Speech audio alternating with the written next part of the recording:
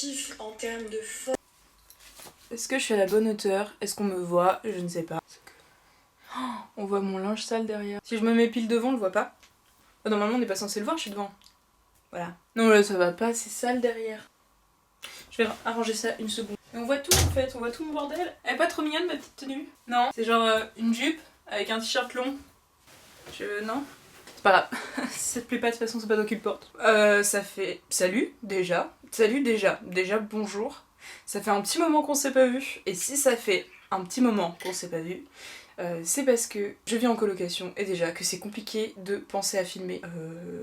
Étant donné que il y a toujours mes colocs, donc j'évite de filmer quand ils sont là. Et aussi parce que j'ai eu plein de problèmes avec la compatibilité de ma carte SD avec mon caméscope et avec mon nouvel ordinateur, qui devrait d'ailleurs faire partie de cette vidéo, parce que cette vidéo, c'est genre mes favoris du printemps. Je pense qu'on va l'appeler comme ça, ce sera beaucoup plus simple. Cette vidéo risque d'être un petit peu longue, je me rends pas trop compte, j'ai noté beaucoup de favoris pour ce mois-ci, donc je te suggère de prendre un café ou comme moi un matcha, qui est mon deuxième de la journée. Je ne vais pas dormir cette nuit. Et de t'installer confortablement et de m'écouter raconter ma vie si ça t'intéresse. On va commencer avec la catégorie livres et bande dessinée. Donc l'une de mes dernières lectures coup de cœur, c'est Il y a longtemps que je t'aime, de Maryse Pénal. C'est une BD que j'attendais avec impatience, étant donné que j'adore tout ce que fait Maryse Pénal. Je la suis notamment aussi sur YouTube, et elle fait beaucoup de contenu sur comment elle procède pour faire de la bande dessinée. Donc tout son contenu est assez pertinent et intéressant. Et elle a justement sorti cette BD récemment, qui est une sorte de Robinsonade, qui compte l'histoire du coup de Annie, qui est une dame d'une soixantaine d'années qui échoue sur une île déserte à la suite d'un naufrage. C'est français ce que j'ai dit là? Et du coup elle se retrouve seule sur l'île déserte. On la suit s'enfoncer doucement dans la jungle quand elle se rend compte qu'elle est vraiment perdue et seule. Et cet isolement va la pousser du coup à avoir des introspections sur sa relation avec son mari. Donc elle va re-questionner l'histoire de son histoire d'amour. Est-ce qu'elle est encore amoureuse? Est-ce qu'après 40 ans on peut dire qu'on est toujours amoureux? Ou est-ce qu'elle est là par confort? Toutes ces réflexions là qu'on peut éventuellement se poser suite à la durée d'une relation. J'ai un cheveu dans l'œil, il est là. De le couper. Et il revient en plus. Je vais l'arracher. C'est bon? On est bon, ok. Et du coup, elle va faire face à pas mal d'introspection. Ce qui est très intéressant aussi avec Maryse Pénal, c'est qu'elle a un dessin relativement minimaliste et qui est pourtant super expressif. Elle arrive avec très peu de traits à représenter une dame assez âgée, donc c'est vraiment trop chouette. Et en s'enfonçant dans la jungle, elle va faire la rencontre d'un jeune homme qui a l'air de faire partie de l'île. Elle va essayer de rentrer en communication avec lui. Donc je ne vais pas vous spoiler, je vais vous laisser le lire et vous montrer peut-être quelques images de cette bande dessinée qui est merveilleuse. Vraiment, les dessins sont vraiment incroyables. Il faut savourer là. Il faut savourer ces couleurs. S'il vous plaît, ces couleurs. On savoure, on s'imprègne. Et puis si jamais vous êtes un peu curieux, elle a fait une vidéo qui parle du coup de comment elle a conçu sa BD. Et je vous invite grandement à aller sur sa chaîne YouTube. Regardez parce qu'elle en parlera certainement mieux que moi. Un autre grand favori de ce mois-ci, j'ai lu Bonjour Tristesse de Françoise Sagan. Alors, j'avais jamais lu du Françoise Sagan. J'étais persuadée, pour une raison que j'ignore, que c'était de la sociologie. Ça n'en était pas, c'était vraiment un petit récit qui se lit assez vite. Donc on suit une jeune fille de 17 ans qui s'appelle Cécile, qui vit surtout avec son père, qui est ce qu'on pourrait appeler un espèce de coureur de jupons, mais pas dans le côté péjoratif, mais juste relationnellement. Son père est quelqu'un d'assez libre et qui ne veut pas s'engager dans des relations, mais qui vit de jolies romances. Et Cécile, elle est tout à fait en phase avec cet état d'esprit-là, avec son envie de liberté. Elle a 17 ans, elle se reconnaît beaucoup dans son père, et sa manière de relationner, ça l'inspire. D'ailleurs, il y a un extrait dans le livre qui décrit très bien la manière dont son père vit les relations. Ils partent en vacances et durant l'été, son père il va recroiser une amie à lui, qui s'appelle Anne, qui a à peu près le même âge que lui, comparé à ses anciennes conquêtes qui sont plus jeune normalement. Il va finir par s'enticher de cette amie-là et tellement que de la marier en fait. Et du coup de casser ce système relationnel qu'il avait mis en place. Et Cécile, elle va vraiment pas comprendre ce qui se passe. parce qu'elle préférait largement le genre de relation que son père avait avant. Et on va vraiment suivre du coup les introspections de Cécile, donc tous les états par lesquels elle passe. Ce qui est intéressant dans ce récit, c'est que pour une fois, les introspections adolescentes, elles sont pas super clichés, ultra impulsives, au contraire, Cécile c'est une jeune fille qui est super lucide et qui est très réfléchie. Et puis comme c'est raconté dans ses yeux, il y a il y a un ton vraiment sarcastique assez constant qui est vraiment très intéressant. Et je crois que c'est pour ça que ce bouquin il m'a marqué, c'est parce que je trouvais que cette représentation de l'introspection adolescente elle était super réaliste et qu'elle n'était pas exacerbée comme on en a l'habitude dans les fictions en général. Et en fait j'ai appris que Françoise Sagan elle avait écrit ce récit quand elle avait 19 ans. 19 ans, donc en fait c'est évident que ce soit aussi précis parce que la meuf sortait de l'adolescente donc elle pouvait nous servir que un truc qui ressemblait vraiment à ce qu'elle vivait, donc c'était très agréable, vraiment je pense qu'il faut le lire, il coûte que dalle et si t'as un petit peu de mal à lire, je pense que c'est vraiment un livre qui peut te plaire, voilà, tout simplement. Et puis on rentre dans la catégorie films et séries. Je regarde très peu de films, donc je sais pas si j'en citerai beaucoup un jour dans cette catégorie-là, mais dans les séries,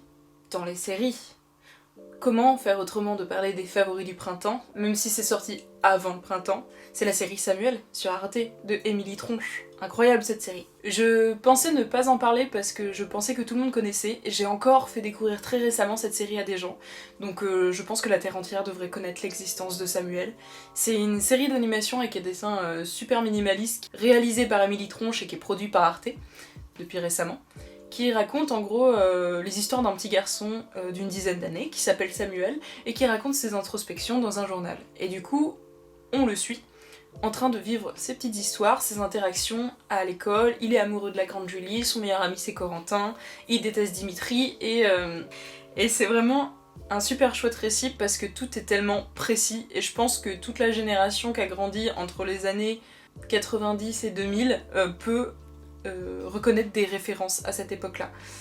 Genre c'est vraiment une ode à ces années-là, ça fait tout le temps des références à cette période-là.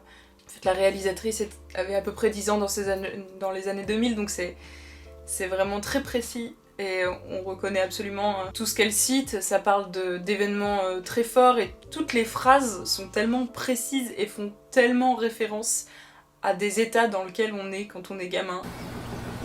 Pendant la visite, on devait prendre des notes, mais le guide il parlait trop vite, alors on a fait des dessins. Avec Corentin, on a fait des dessins de blagues sur la chaise à trous, enfin des caricatures quoi. Tu fais quoi, Bérénice? Ok, c'est pas drôle. Et je trouve cette série incroyable. Émilie Tronche, du coup, il y a beaucoup d'interviews d'elle où elle parle de son processus de création et c'est trop intéressant. Elle se filme elle-même pour comprendre comment les postures fonctionnent et avec ce dessin minimaliste, c'est super efficace. Enfin, cette série, elle est incroyable. Si vous l'avez pas vue, allez-y, quoi, qu'est-ce que vous faites? Puis comme si elle savait pas déjà tout faire, il y a quelques morceaux où c'est elle qui joue du piano, c'est elle qui chante dans l'épisode final, enfin c'est incroyable, c'est 21 épisodes, ça se binge-watch très rapidement. Et puis personnellement, moi, mon épisode préféré c'est celui du château. Déjà, il s'enchaîne trop de trucs, en fait des fois faut mettre sur pause pour être sûr de bien avoir compris la vanne tellement c'est précis, incroyable. Vraiment, je surconseille. Et sinon, mon gros coup de cœur série, et c'est pas du tout une série récente, mais que j'ai redécouvert récemment, j'avais vu que quelques épisodes l'année dernière, et du coup je me suis tapé toute la série ce mois-ci, c'est la série Midnight Gospel. Alors, c'est fait par les producteurs de Adventure Time que je n'ai absolument jamais vu, mais qu'on m'a grandement recommandé. Et ensuite, un petit bonhomme qui s'appelle Clancy, qui fait des space podcasts parce que ça se passe dans un multiverse cosmique.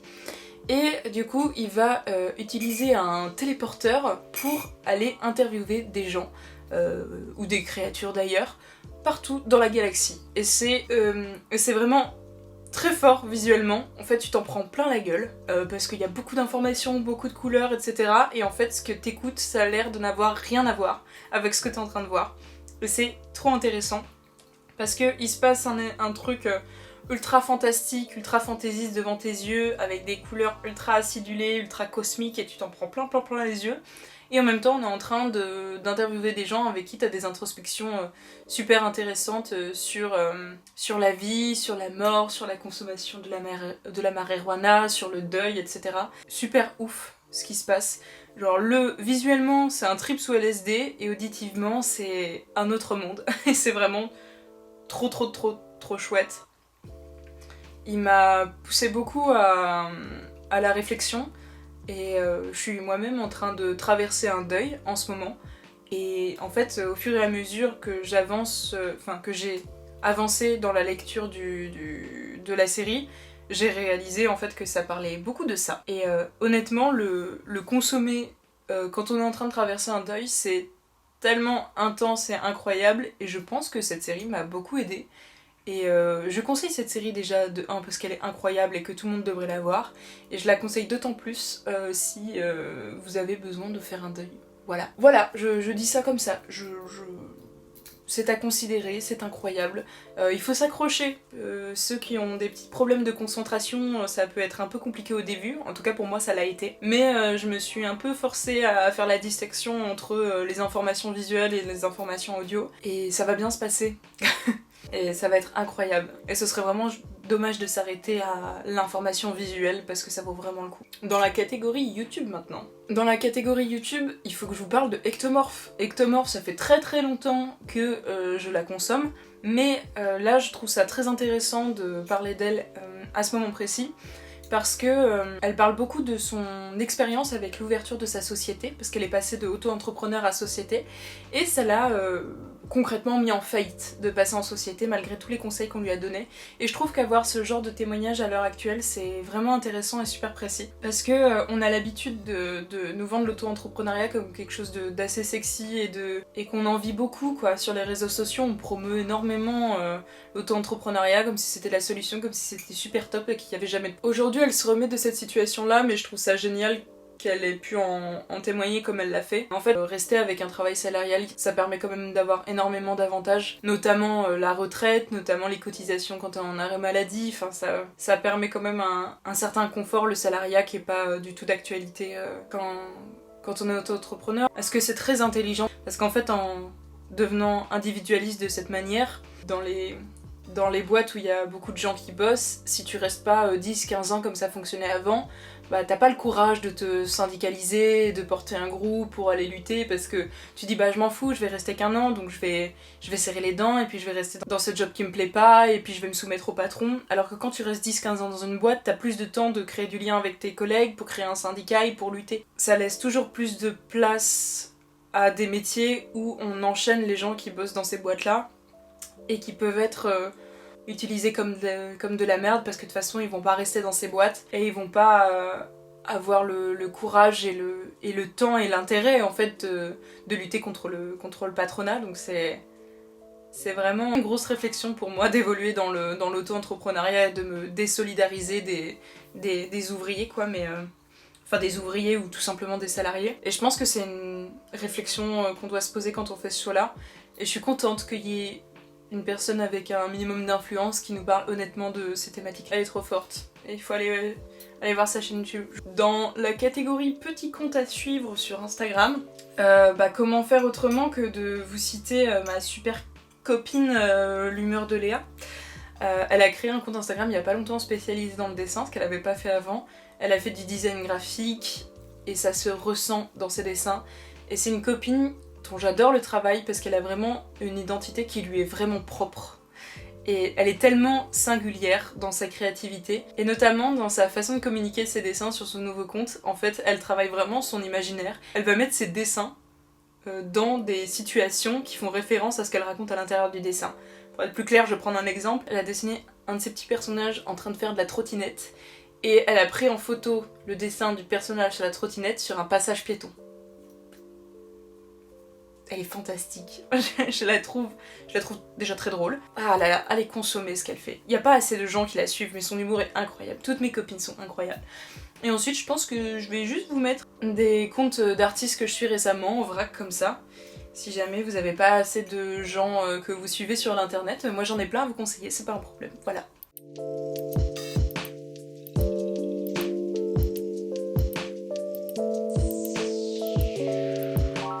Et ensuite, je veux parler de la catégorie musique. Comment faire autrement que de parler du dernier album de Luther.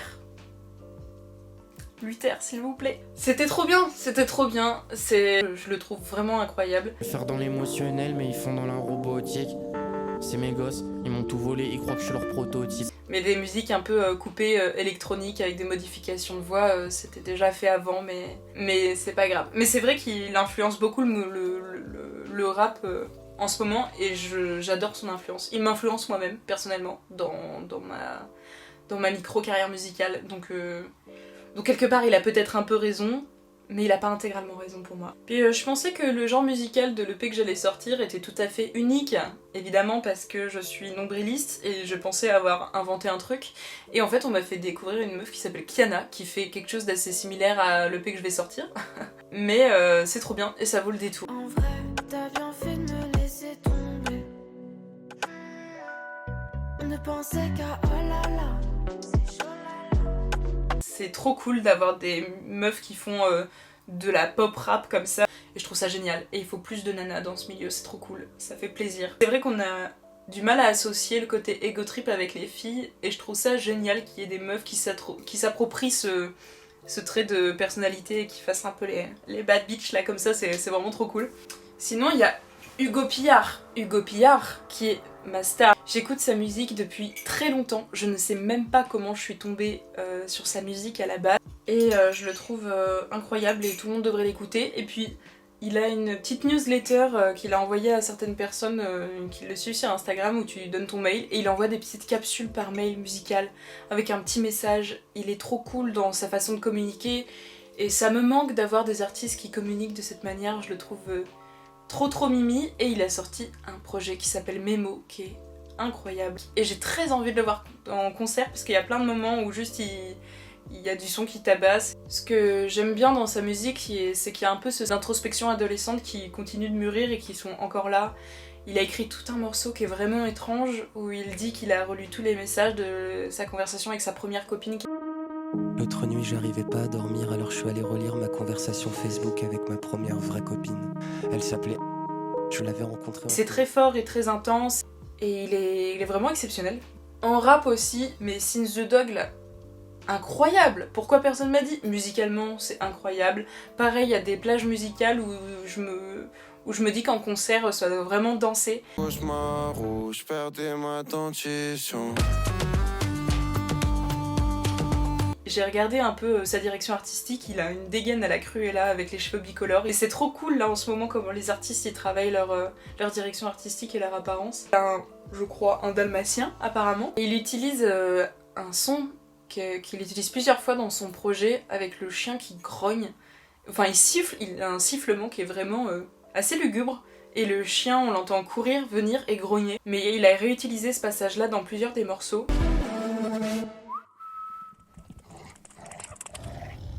Et ça rend vraiment très cinématographique son projet. J'adore le rap, les gens écrivent trop bien, c'est un délire, c'est trop bien. Aussi, évidemment, j'ai découvert Yoa il y a pas très longtemps, donc elle fait plus de la pop. J'étais pas encore dans la vibe pop, il y a encore pas si longtemps. Et Yoa, elle a écrit un morceau pour moi, ok? Elle a écrit un morceau qui s'appelle Matcha Queen. Elle boit du matcha avec ses copines. Elle pense aux garçons qui lui font du mal.